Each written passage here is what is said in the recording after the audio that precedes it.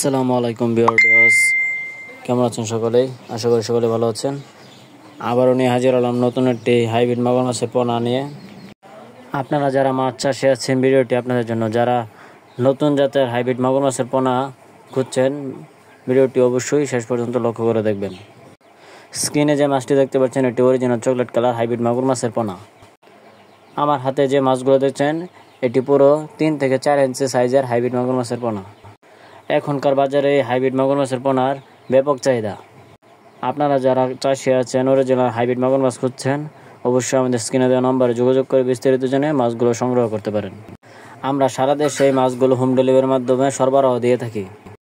আপনারা যারা এখনও হাইব্রিড মাগুর মাছ চাষ করেননি বা আপনারা ভাবছেন হাইব্রিড মাগুর মাছ চাষ করতে গেলে আপনাদের বিভিন্ন কার্যক্রম ও আপনারা যারা ভাবছেন হাইব্রিড মাগুর মাছ চাষ করার কথা, তারা অবশ্যই এই ভিডিওটি লক্ষ্য করে দেখেন।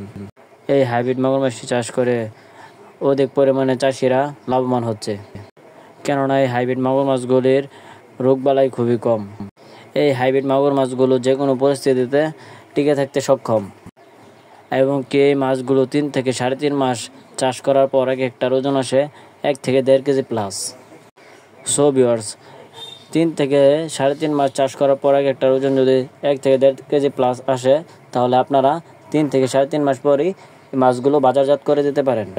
সো ভিউয়ার্স, ভিডিওটি ভালো লাগলে অবশ্যই চ্যানেলটি সাবস্ক্রাইব করে দিয়ে পাশে থাকবেন। ধন্যবাদ।